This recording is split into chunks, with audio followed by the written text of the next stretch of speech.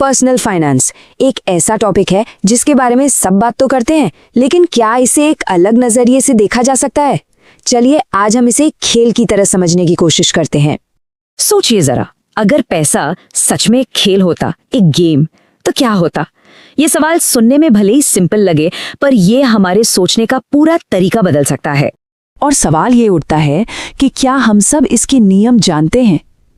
कमाल की बात यह है कि ज्यादातर लोग अपनी पूरी जिंदगी पैसा कमाने में निकाल देते हैं, लेकिन ये कभी नहीं समझते कि पैसा असल में काम कैसे करता है। मतलब वो खेल तो खेल रहे हैं, पर बिना नियम जाने, एक तरह से हवा में तीर चला रहे हैं। तो चलिए फिर इस खेल के कुछ बेसिक रूल्स को समझते हैं। और सबसे पहला, सबसे जरूरी नियम है ये जानना कि किसी का असली पैसा होता क्या है। एक आसान सा उदाहरण लेते हैं। मान लीजिए किसी ने कमाए 1000 रुपए। अब पहली नजर में तो लगेगा कि वाह 1000 रुपए आ गए, लेकिन क्या ये सारे पैसे सच में उनके हैं? नहीं, इसमें से कुछ बिलों में जाएगा, कुछ दूसरे खर्चों में जाएगा, और ये सब चुकाने के बाद जो हाथ में बचता है ना, वही है असली पैसा, वही है असली कैपिटल जिसके साथ ये खेल खेला जा सकता है। और ठीक इसी पॉइंट पर कहानी में एक दिलचस्प मोड़ आता है, क्योंकि यहीं पर लोग एक ऐसा चुनाव करते हैं जो उन्हें दो बिल्कुल अलग अलग रास्तों पर ले जाता है। तो मिलते हैं हमारे दो किरदारों से। एक तरफ है खर्च करने वाला, पैसा हाथ में आया नहीं कि उड़ गया, नतीजा वो हमेशा वहीं का वहीं खड़ा रहता है। और दूसरी तरफ है हमारा निवेशक। ये क्या करता है? ये अपने पैसे का एक हिस्सा बचाकर उसे काम पर लगा देता है। भले इसकी तरक्की धीमी लगे, पर ये लगातार मजबूती से आगे बढ़ता जाता है। तो सवाल ये है कि आखिर निवेश करने से इतना बड़ा फर्क पड़ता क्यों है? वजह है एक छिपा हुआ दुश्मन, एक ऐसा विरोधी जो हर किसी के खिलाफ 24 घंटे काम कर रहा है। और इस दुश्मन का नाम है महंगाई, इन्फ्लेशन। इसका मतलब बहुत सीधा है, ये हमारे पैसे की ताकत को, उसकी खरीदने की शक्ति को धीरे धीरे कम कर देती है। जो चीज आज 100 रुपए की है, कल शायद उसके लिए 120 रुपए देने पड़े। मतलब अगर पैसा बस पड़ा हुआ है तो वो चुपचाप घट रहा है, उसकी वैल्यू कम हो रही है। तो फिर इस दुश्मन को हराने का तरीका क्या है? रणनीति बहुत सीधी सादी है। अपने पैसे को खाली मत बैठने दो, उसे काम पर लगाओ, उसे बढ़ने का मौका दो। लेकिन ये होता कैसे है? यहीं पर हमारे निवेशक का वो सीक्रेट वेपन यानी गुप्त हथियार सामने आता है, जो उसे ये खेल जिताने में मदद करता है।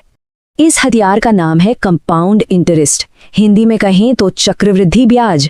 ये वो जादू है जहां सिर्फ असली रकम पर ही नहीं, बल्कि उस रकम पर जो ब्याज मिला है उस पर भी ब्याज मिलता है। इसे ऐसे समझिए, स्टेप 1 आपका पैसा, स्टेप 2 वो पैसा आपके लिए और पैसा कमाता है, फिर स्टेप 3 वो जो नया पैसा कमाया गया, स्टेप 4 वो भी आपके लिए और पैसा कमाना शुरू कर देता है। ये एक ऐसा मैजिकल साइकिल है, बिल्कुल उस स्नोबॉल की तरह जो पहाड़ से लुढ़कते हुए अपने आप बड़ा और बड़ा और बड़ा होता चला जाता है। चलिए इसको एक छोटे से नंबर के साथ देखते हैं। मान लेते हैं शुरुआत हुई सिर्फ 1000 रुपए के निवेश से। अब अगर इस पर मान लीजिए 10% का रिटर्न मिला, तो पहले साल के आखिर में ये रकम बढ़कर हो जाएगी 1100 रुपए, सीधी सीधी 100 रुपए की कमाई। लेकिन असली खेल तो अब शुरू होता है। अगले साल जो 10% का रिटर्न मिलेगा ना, वो 1000 रुपए पर नहीं, बल्कि पूरे 1100 रुपए पर मिलेगा। इसका मतलब है कि कमाई की रफ्तार अब तेज हो जाएगी। और यही वो राज है कि कैसे पैसा पैसे को खींचता है, कैसे अमीर लोग और अमीर बनते जाते हैं, क्योंकि उनका पैसा उनके लिए काम करने लगता है। तो अब आते हैं उस सबसे बड़ी गलती पर, उस एक सोच पर जो ज्यादातर लोगों को ये खेल शुरू करने से ही रोक देती है। और वो सोच ये है, अरे जब मेरे पास ज्यादा पैसे होंगे ना, तब मैं निवेश करूंगा। ये एक लाइन है जो शायद हम सबने कभी ना कभी सुनी या सोची होगी। ये एक इंतजार का जाल है, लेकिन दौलत बनाने का जो असली सच है वो इसके ठीक बिल्कुल उल्टा है। सच्चाई ये है, अगर कोई निवेश करता है तो उसका पैसा बढ़ता है, और अगर नहीं करता तो उसका पैसा या तो महंगाई खा जाती है या खर्चों में उड़ जाता है। इसीलिए इस खेल में ये जरूरी नहीं कि शुरुआत कितनी बड़ी रकम से की, जरूरी ये है कि शुरुआत की, चाहे छोटी ही क्यों ना हो, बस शुरुआत अभी हो।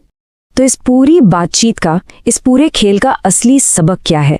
सबक ये है कि सिर्फ पैसा कमाना काफी नहीं है, उससे कई ज्यादा जरूरी है पैसे को समझना, क्योंकि जो एक बार इसे समझ गया वो इस खेल का असली मास्टर